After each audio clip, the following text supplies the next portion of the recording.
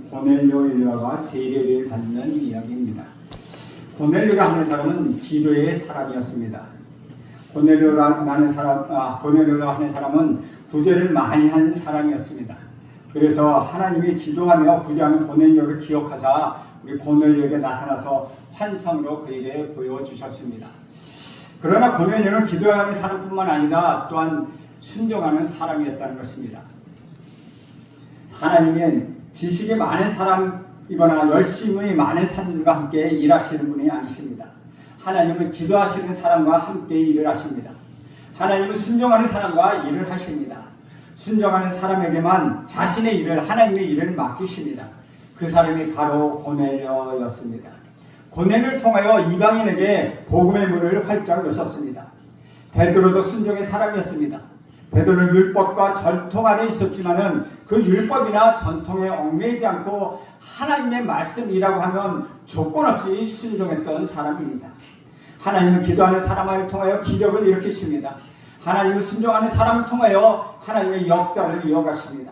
나는 여러분 모두가 기도하는 사람, 순종하는 사람이 되기를 소망합니다. 베드로는 이제 고넬료의 집을 향하여 길을 떠납니다. 24절에 보면 이렇게 기록합니다. 이튿날 가이사랴에 들어가니 고넬료가 그의 친척과 가까운 친구들을 모아 기다리더니 라고 기록하고 있습니다. 고넬료가 보낸 세 사람과 유대인 형제 6사람, 다음 장 보면 11장 12절에 보면 바울이 유대인 형제 6사람과 같이 떠나는 것을 볼 수 있습니다. 그래서 고넬료가 보낸 세 사람, 바울 유대인 형제 6사람, 그리고 베드로, 이 모든 사람 10명이 약 요바로부터 50km 정도 떨어진 가이사랴의 길을 걸어서 그 다음날 고넬료 집에 도착합니다. 고넬료가 보낸 사람들과 하루를 머물었고 그 다음날에 떠났고 또 그 다음날에 도착했으니 사흘째 되는 날 거기에 도착한 것입니다. 도착하여서 일가 친척과 가까운 친구들을 모아놓고 기다리고 있는 고넬료의 환영을 받습니다. 고넬료가 보낸 사람 3명, 베드로, 그리고 11장 12절에 보였던 형제 6이 같이 갔다는 식으로 모아 모두 10명이 간 것입니다.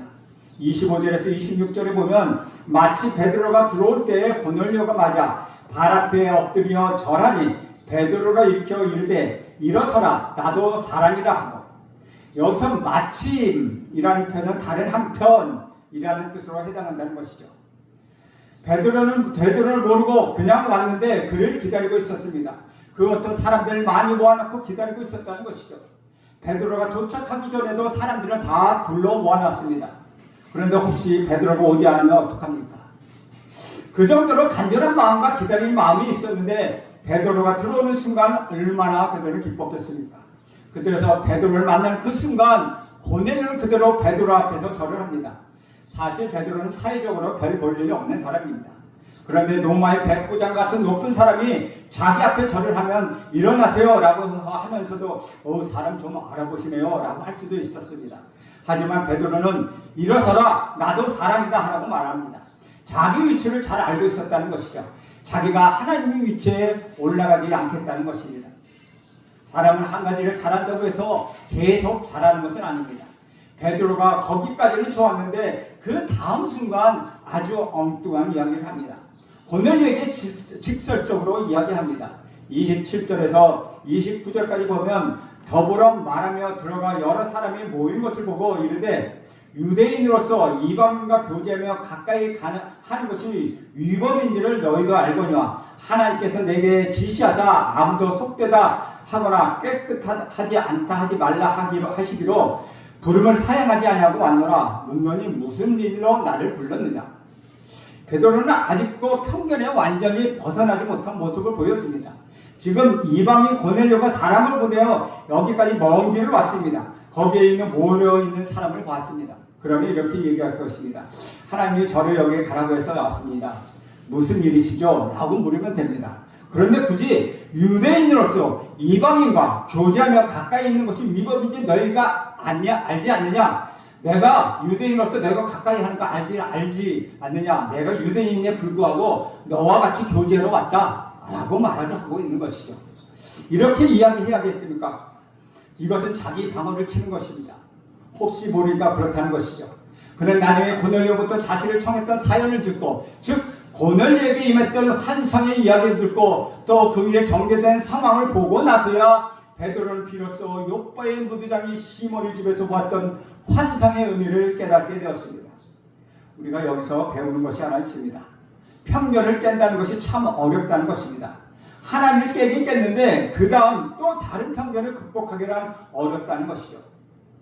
나중에 갈라디아서를 읽어보면 베드로가 안디옥에서 바울과 함께 이방인들과 식사하다가 예루살렘 야고보가, 예수님의 동생 야고보가 보낸 유대인 형제들이 와서 오는 것을 보고 그들이 뭐라고 할까봐 겁이 나서 그 자리를 슬그머니 빠져서 도망가는 모습이 나옵니다. 왜 이렇게 우리는 하나를 잘하는 것 같다가 또 넘어지며 극복하지 못하고 잘했다 못했다 하는 것이 반복되는 것입니까? 왜냐하면 이것이 우리 인간 자체가 모순덩어리이기 때문입니다. 하나님 말씀을 진리인데 우리 자신이 모순덩어리이기 때문이라는 것이죠. 그래서 오히려 주님의 말씀은 모순인 것처럼 우리에게 들립니다. 우리들은 모순에 빠져서 그 모순을 정상적으로 착각하고 있다는 것이죠. 그래서 진리의 말씀이 우리에게 오히려 모순처럼 느껴질 때가 너무나도 많다는 것입니다. 그런 모습이 우리 사회에 얼마나 많습니까? 많은 사람이 정치, 사회, 경제, 복지, 인권, 교육, 국방도 모든 면에 거쳐서 얼마나 큰 모순에 빠져 있는지 여러분 아십니까? 이런 일들이 우리 인간 세상에 너무나도 많습니다. 사람들은 스스로 잘난 척 잘난 것 같고 똑똑한 것 같고 자아도취에 빠져서 자기가 그렇게 괜찮은 사람이라고 생각합니다. 그러나 사실은 우리 모두는 모순덩어리라는 것을 잘 알지 못하고 있다는 것이죠. 그런 면에서 우리는 겸손할 수밖에 없다는 것이죠. 그래서 매일 주님 앞에 나가서 말씀을 붙들고 기도하지 않는다면 우리도 결국 그렇게 착각하며 살아가게 되는 것입니다. 그런 면에서 이것을 깨닫고 주님의 말씀에 순종하며 나갔던 베드로가 얼마나 훌륭합니까? 우리는 여기서 또 한 가지 흥미로운 사실 하나를 발견합니다. 베드로나 고넬료나 모두 하나님의 음성을 들었고 순종했습니다. 그런데 이 두 사람은 하나님의 환상까지 보여주신 이유를 몰랐다는 것이죠. 29절에 보면 무슨 일로 나를 불렀느냐? 베드로는 하나님 무조건 가라고 하시기 때문에 순종해서 갔지만 사실 왜 그들이 불렀는지 모르고 있었다는 것입니다. 저로 여러분 모두가 하나님이 주시는 환상, 하나님이 주신 말씀을 깨닫게 되기를 간절히 원합니다. 그런데 고넬료의 대답도 참으로 놀랍습니다. 30절에서 32절에 보면 고넬료가 이르되 내가 나흘 전에 이맘때까지 내 집에서 제9시 기도하는데 갑자기 한 사람이 빛난 옷을 입고 내 앞에 서서 말하되 고넬료야 하나님이 내 기도를 드시고 내 구제를 기억하셨으니 사람을 욥바에 보내어 베드로 하는 시몬을 청하라. 그가 바닷가 무드장의 시몬의 집에 유숙하느니라 하시기로 라고 고백하고 있다는 것이죠. 고넬료가 하나님께서 자기에게 보여준 환상에 대하여 자세히 말하고 난 다음에 베드로에게 잘 왔다고 말합니다. 그 다음에 한 말, 고넬료의 말이 참으로 흥미롭습니다.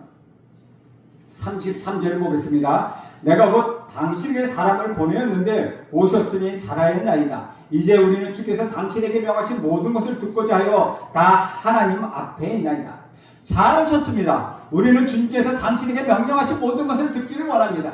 우리는 하나님 앞에 있습니다 라고 말합니다. 그렇다면 고넬료가 하나님의 뜻을 잘 알고 있었을까요? 하나님이 보여주신 그 환상의 뜻을 고넬료는 이해하고 있었을까요? 그렇지 않았다는 것입니다. 고넬료도 모르고 있었습니다. 그는 그저 순종했을 뿐입니다. 그럼 베드로는 알고 있었습니까? 베드로도 몰랐다는 것이죠. 그도 순종했을 뿐입니다. 그러니까 지금 두 사람이 다 만났긴 만났는데 왜 만났는지 모르고 그냥 만났다는 것이죠. 사랑하는 여러분, 바로 이것이 하나님의 일입니다. 하나님의 놀라운 신비입니다. 하나님의 일은 이런 식으로 많이 이루어진다는 것입니다. 하나님의 일을 다 알고 하는 것이 아니라는 것이죠. 알 때도 있고 모를 때가 더 많다는 것입니다. 그런데 우리는 하나님의 명령을 받으면 순종하기보다 이렇게 질문합니다. 하나님, 그것을 하면 나이가 무엇이 좋습니까? 나의 월급은 얼마나 됩니까? 내 유치원은 과장입니까? 차장입니까? 부장입니까? 아니면 사장입니까? 우리는 몇 시간 일하나 죽거나 어떻게 나나 등을 따져보고서 난 다음에 할지 말지를 결정한다는 것이죠. 사실 세상에 다 그런 식으로 합니다. 직장이나 사업체에서도 그렇게 합니다. 우리 치명적인 실수가 바로 여기에 있다는 것이죠. 저는 여러분 모두가 하나님 일을 할 때 따지지 않고 계산하지 않고 순종하기를 간절히 바랍니다. 대개 하나님의 뜻을 행하려고 할 때 우리가 다 알고 따르는 것은 아닙니다. 우리는 다 알면서 하고 싶어 합니다. 하지만 다 알고 따르는 것이 아니라는 것이죠. 어떻게 될지 모르지만 하나님은 다 보고 계시다는 것이죠. 하나님은 과거와 현재와 미래를 동시에 보고 계시기 때문에 우리에게 필요한 일이기 때문에 하라고 명령하시는 것입니다. 그래서 우리는 이해가 가지 않지만 그 전능하신 하나님께 그냥 순종하는 것입니다. 베드로는 왜 그래야 하는지를 알지 못했습니다. 하지만 가라고 하시니까 그는 갔습니다. 이제 두 사람을 만났습니다. 서로 왜 만났는지 모르고 만났습니다. 참으로 이상해 보이지만 바로 이것이 하나님의 일입니다. 우리도 어떻게 하다가 만났는지 알지 못하지만 하나님이 보내주셔서 이렇게 만나 함께 신앙생활을 하고 있는 것입니다. 주 안에서 사랑하는 여러분, 우리 하나님이 결정하신 것은 모든 것이 옳습니다. 좀 이상하게 들릴지 모르지만 무조건 옳다는 것입니다. 정말 이유 없이 고통이 닥쳐오고 이해할 수 없는 일이 내 앞에 벌어진다 할지라도, 심지어 사랑하는 사람이 내 곁을 떠나 나 자신이 죽는다 할지라도 하나님은 무조건 옳다는 것입니다. 왜냐하면 하나님은 실수가 없으신 분이시기 때문입니다. 고넬료가 어떻게 해서 베드로를 청했는지 말을 들은 베드로는 영적으로 새로운 눈이 열면서 하나님이 보여주신 환상의 뜻이 무엇인지 하나님의 진리를 깨닫고 나서는 감탄하며 이야기합니다. 34절과 35절입니다. 베드로가 입을 열어 말하되 내가 참으로 하나님은 사람의 외모를 보지 아니하시고 각 나라 중 하나님을 경외하며 의를 행하는 사람을 다 받으시는 줄을 깨달았도다. 베드로는 하나님께서 사람을 외모로 보시지 아니하시며 하나님을 두려워하며 의를 행하는 사람은 어느 민족 누구와 상관없이 다 받아주신다는 것을 깨달았다고 말합니다. 베드로는 환상을 통하여 하나님이 주신 메시지를 이제야 정확히 이야기해 되었다는 것이죠. 베드로가 깨달은 메시지는 첫째는 진리처럼 알고 믿었던 유대인들만이 택함을 받은 민족이고 이방인들은 개, 돼지 같은 민족이라고 여겼던, 그래서 둘 사이에 가로막혀 있었던 그 장벽을 하나님이 깨뜨리기를 원하시고 그래서 우리도 깨뜨려야 한다는 것입니다. 34절에 하나님 사람의 외모를 보지 아니하신다고 말씀이 바로 그것입니다. 당연히 고넬료가 워낙 인물이 안 좋아서 외모를 안 보신다는 뜻이 아니고 하나님 사람과 사람 사이에 절대 벽을 세워놓으시는 분이 아니라는 것입니다. 사람과 사람 사이의 벽, 그것은 결코 하나님이 원하시는 것이 아닙니다. 그것은 인간이 세워놓은 벽일 뿐이라는 것이죠. 둘째로 35절에서 하나님을 두려워하며 의를 행하는 사람은 그가 어느 민족에 속하였든지 다 받아주신다는 것을 깨달았다는 것입니다. 오직 유대인들만 아니라 유대 민족 외의 각 나라, 즉 그들이 이방이라고 멸시하는 민족들도 하나님을 경외하고 하나님의 의를 행하면 그들을 기쁘게 받으신다는 사실을 그는 깨달았다는 것이죠. 사실 이것은 새로운 것이 아닙니다. 구약시대부터 하나님은 이것을 계속해서 말씀하셨습니다. 아브라함을 부르실 때 말씀하십니다. 내가 너에게 복을 주겠다라고 하시며 너를 통하여 모든 민족이 복을 받게 하겠다고 말씀하십니다. 모든 민족이 아브라함과 그 후손을 통하여, 즉 다시 말하면 이방인도 복을 받기를 원하시는 하나님의 마음을 이미 보여주셨다는 것이죠. 고넬료와 베드로의 만남은 유대인으로서의 편견이 깨뜨려지고 장벽이 무너지며 이방인으로 향한 복음 전파를 위한 새로운 빛이 선포되는 위대한 순간이었습니다. 이 순간 이후에 심지어 우리 예수를 따르는 유대인 중에 그리스도인 중에서도 이 문제로 베드로를 비난하는 사람들이 나옵니다. 또 이방인도 유대인이 된 다음에 예수를 믿고 그리스도인이 되어야 한다는 논란이 있었다는 것이죠. 그래서 예루살렘의 종교회의를 통해서 이 일을 확정지어야만 했다는 것이죠. 그런 논란이 일어날 때마다 그 의미를 알려주고 방향을 보여주는 확실한 원리와 지침이 바로 이 고넬료와의 만남에서 확정되고 선포되었다는 것입니다. 이제 모든 민족의 구원을 원하시는 하나님의 뜻을 확실히 깨달은 베드로는 모든 비난과 어려움을 겪을 각오를 하고 고넬료 측의 말씀을 증언하기 시작합니다. 36절 말씀입니다. 만유의 주 되신 예수 그리스도로 말미암아 화평의 복음을 전하사 이스라엘 자손에게 보내신 말씀, 만유의 주 되신 예수 그리스도, 이 말씀을 통해 그동안 베드로의 설교에 나타나지 않았던 말입니다. 그러니까 여기서 베드로가 변화된 것을 우리는 알 수 있다는 것이죠. 만유의 주 되신 예수 그리스도, 이것은 베드로의 설교에 지금껏 나타나지 않은 내용이었다는 것입니다. 그러나 이제까지 베드로의 설교는 이런 것이었습니다. 예수 그리스도께서 우리를 위하여 이 땅에 오셨다. 선지자로부터 예언된 그 예수 그리스도가 이 땅에 오셨다. 그 예수 그리스도는 우리를 위하여 고난을 받으셨습니다. 우리가 그를 십자가에 못 박혀 죽였습니다. 그러나 예수 그리스도는 사방 권세를 이기시고 부활하셨고 다시 오실 것을 우리에게 약속해 주셨습니다. 오직 구원은 우리 구주 예수 그리스도에게만 있습니다 라고 이렇게 말하면서 특히 우리는 부활의 증인이라고 그런 강조하고 있다는 것이죠.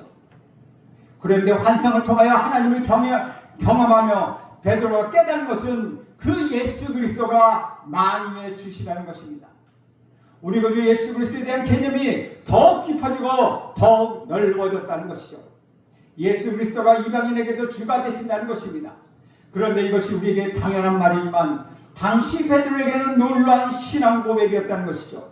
이것이 고넬료 집에서 이루어진 베드로 설교에 새롭게 나타나는 신앙 고백이었습니다. 그런데 우리 구주 예수 그리스도는 만유의 주로서 무엇을 하셨습니까? 화평의 복음을 전했습니다. 화평의 복음을 전해서 이스라엘 자손들에게 보내신 말씀에 중요한 포인트가 있다는 것이죠. 성경과 찬송가를 보면 화평, 평화, 평안 등의 표현이 있습니다. 히브리어의 평화는 샬롬이고 헬라어로서의 평화는 에이레네입니다. 이들은 각각 우리말로 다르게 번역했지만 성경과 찬송가 속에 있는 번역된 그 단어들은 모두 같은 의미를 갖고 있습니다. 그런데 세상 사람치고 평화를 원하지 않는 사람은 어디 있습니까? 개인이든 단체든 모든 사람은 평화의 삶, 화평의 삶, 평안한 삶을 소망하며 살아가고 있습니다. 그런데 우리가 즐겨 부르는 찬송가 412장이 있습니다. 412장에 보면 내 영혼이 그 깊은 데서 맑은 가락이 흘러나네 평화라다. 이 찬송가의 작가인 워렌 코넬이라는 사람은 4절을 통하여 이렇게 반문합니다. 이 땅 위에 험한 길 가는 동안 참된 평화가 어디 있나? 저도 이 찬송을 부를 때마다 그렇게 생각하고 있습니다. 이 세상은 험한 삶이며 험한 길입니다. 거기에 참된 평화는 없습니다. 그런데 찬송가 412장은 이렇게 끝납니다. 평화로다 하늘 위에서 내려오네. 그 사랑의 물결이 영원토록 내 영혼을 덮으소서. 정말 참된 평화는 하늘 위에 어느 곳에서도 오지 않는다는 것입니다. 평화는 이 땅에 없다는 것이죠. 우리가 만들어낼 수 있는 것이 아니라는 것입니다. 이 땅에서 발견할 수 있는 것은 평화가 아니라는 것이죠. 하늘에서 내려주셔야만 받을 수 있는 것, 그것이 바로 평화 샬롬이라는 것입니다. 그 예수님께서 이 땅에 계실 때 또한 어떤 일을 하셨습니까?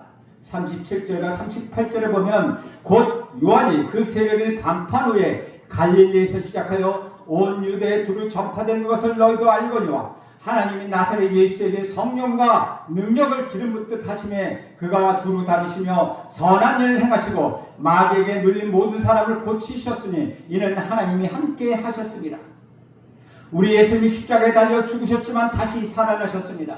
베드로는 자기들이 그 일의 증인이라고 선포하고 있습니다. 그리고 여기 이 내용은 너희가 알거니와, 즉 거기에 있는 모든 사람이 다 아는 내용이라는 것입니다. 39절에서 41절 말씀을 봅니다. 우리는 유대인의 땅과 예루살렘에서 그가 행한 모든 일의 증인이라. 그들이 나무에 달아 죽였으나 하나님이 사흘 만에 다시 살리사 나타내시되 모든 백성에게 하신 것이 아니요 오직 미리 선택하신 증인 곧 죽은 자 가운데서 부활하신 후 그를 모시고 음식을 먹은 우리에게 하신 것이라. 여기서 우리는 특이한 것을 하나 발견합니다. 예수님이 모든 사람에게 나타났다는 것이 아니라 미리 선택하신 자들에게 나타나셨다고 말합니다.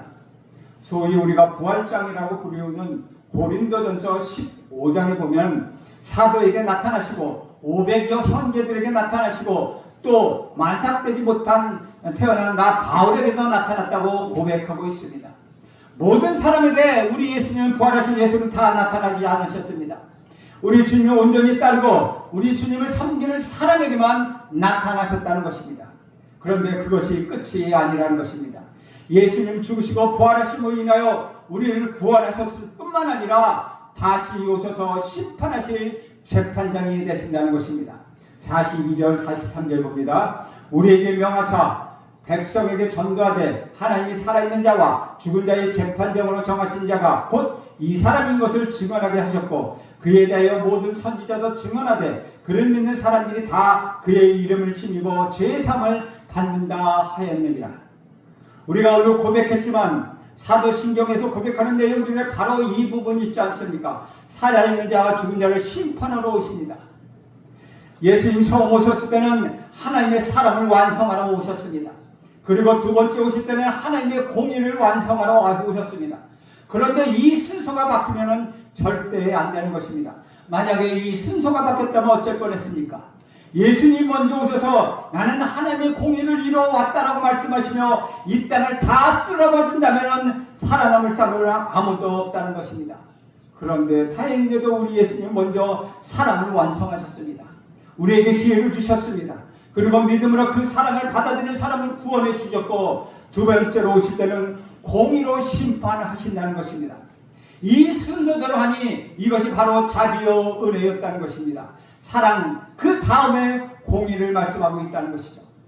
우리가 사람들끼리도 바로 이 순서대로 하면은 관계가 좋아집니다. 그런데 이 순서가 바뀌면 관계가 깨어진다는 것이죠. 사랑을 베풀고 그 다음에 공의를 따져야 하고 공의를부터 따지고 사랑을 하게 한다면 거기에는 사랑이 사라지는 것입니다. 예수님이 다시 오실 재판장이시며 심판주이시라는 것, 예수님이 다시 오셔서 살아있는 자와 죽은 자를 심판할 것이라는 사도신경의 내용을 매주 고백할 때마다 여러분 기쁘십니까? 아니면 두려우십니까? 놀랍게도 많은 그리스도인들이 두려움을 느낀다고 합니다. 심판이라고 하니까 굉장히 두려움을 느낍니다. 그런데 사실은 이것은 우리에게 굉장히 기쁜 일이라는 것입니다. 예수님이 재판장이 되시고 심판주로 되신다는 것은 기쁜 일이라는 것이죠. 우리는 기뻐해야 할 일이라는 것입니다. 우리는 우리 구주 예수 그리스도의 십자가의 고난으로 인하여 이미 구원받은 존재이기 때문에 우리는 심판을 받지 않는다는 것이죠. 그러므로 심판주로 이 땅에 오신다는 것은 우리에게는 기쁜 소식이요 우리에게 기뻐할 일이라는 것입니다. 그런데 베드로가 이런 말을 하고 있을 때 성령이 내려오십니다. 44절 말씀입니다. 44절 보면 베드로가 이 말을 할 때 성령의 말씀 듣는 모든 사람에게 내려오시니 유대인 중 믿는 사람에게 베드로와 함께 온 사람들이 다 놀랐습니다. 왜냐하면 이방인에게도 우리 하나님이 성령을 선물로 부어주셨기 때문이라는 것이죠. 45절 말씀에 보면 베드로와 함께 온 할례받은 신자들이 이방인에게도 성령 부어주심으로 말미암아 놀라니 라고 기록합니다. 지금 우리는 당연하게 여기는 일이지만 그 다른 사람에게 정말 깜짝 놀랄 만한 일이었다는 것이죠. 어떻게 이방인에게도 성령이 내려주십니까? 어떻게 이방인이 성령을 받을 수 있겠습니까? 라고 할 만한 일이었다는 것이죠. 그러면 성령께서 내려오신 것을 우리는 어떻게 알 수 있습니까? 46절을 보면 알게 됩니다. 46절을 보면 이는 방언을 말하며 하나님의 높음을 들음이로라. 눈에 보이지 않는 성령님께서 눈에 보이시게 나타나는 것이 바로 성령의 은사입니다. 그런데 여기서 특별히 방언의 은사가 나타났고 하나님을 찬양한 것을 들었다고 말합니다. 지난번 우리가 보았던 사마리아처럼 다른 곳에서 달리 안수한 것도 아니고 세례를 준 것도 아니었다는 것이죠. 그런데 하나님을 높이는 찬양을 하며 특히 방언하는 것을 보니까 성령이 그들에게 부어졌다는 사실을 알게 되었다는 것이죠. 47절과 48절에 보면 이에 베드로가 이르되 이 사람들이 우리와 같이 성령을 받았으니 누가 능히 물로 세례 베품을 금하려 하고 명하여 예수 그리스도 이름으로 세례를 베풀라 하니라. 그들이 베드로에게 며칠 더 머물기를 청하니라. 자기들과 똑같이 성령을 받았으므로 베드로는 이들에게 물 세례를 주고자 합니다. 그래서 베드로와 함께 온 6 형제들이 세례를 베풀었다고 볼 수 있습니다. 이렇게 함으로써 이제 한 성령을 받은 사람들이 한 세례를 받았다는 것이죠. 세례를 받은 이방인은 형제와 자매들에게 터져난 감격스러운 요청을 보십시오. 우리와 함께 며칠 더 머물러 주십시오. 한 성령, 한 세례를 받은 데다가는 더 나가서 이제는 한 교제로 나간다는 것이죠. 유대인과 이방인 사이에 넘을 수 없었던 편견과 장벽이 이제는 완전히 무너진 것입니다. 유대인들이 이방인들을 굉장히 멸시했지만 사실 로마 사람들 입장에서는 얼마나 가스럽습니까? 지금 유대가 로마의 식민지로 있는데 유대인들이 로마인들을 멸시한다는 것, 로마인들 입장에서 보시면 참으로 가스러운 일이 아니겠습니까? 힘도 약한 유대인들이 자기를 무시한다는 것 말이 되겠습니까? 헬라인들이 보기에도 무식한 사람들이 왜 그러나 하지 않겠습니까? 그런데 그 모든 장벽이 무너져 버렸습니다. 얼마나 놀랍고 얼마나 감격스러운 장면입니까? 이것이 바로 복음의 능력이라는 것이죠. 고넬료 일병에게 베드로의 만남이 그들의 인생의 새로운 전환점이 되었습니다. 베드로의 만남을 통하여 그들이 세상에 허망된 옛 삶을 던져버리고 우리 구주 예수 그리스도 안에서 완전한 새로운 생명의 삶을 얻기 시작했다는 것이죠. 그래서 베드로로부터 조금 더 듣고 조금 더 교제하고 싶었다는 것입니다. 이것이 얼마나 놀라운 일입니까? 사랑하는 여러분, 유대인들은 나사렛 예수를 십자가에 못 박혀 죽였지만 우리 하나님께서 나사렛 예수를 영원히 다시 살려주셨습니다. 로마 제국은 오늘 본문에서 베드로를 죽였지만 그러나 하나님께서는 우리 구주 예수 그리스도 안에서 베드로를 다시 살려내시고 그래서 2000년 전에 그 베드로가 2000년이 지난 지금의 우리 믿음의 모델로 우리 앞에 뚝 서 있다는 것입니다. 주 안에서 사랑하는 여러분, 호흡이 멎는 그 순간에 하나님이 여러분이 다시 살려낼 것입니다. 갈릴리에 무식했던 베드로를 그의 생전의 위대한 사도로 다시 살리신 것처럼 하나님께서 여러분 이 땅에 살아있는 그 동안에 반드시 여러분을 살리셔서 다시 여러분을 사용하실 것입니다. 하나님은 여러분을 영적으로 다시 살릴 것뿐만 아니라 여러분의 죽음과 같은 고통과 어려움과 고난으로부터 반드시 여러분을 다시 살려내실 것입니다.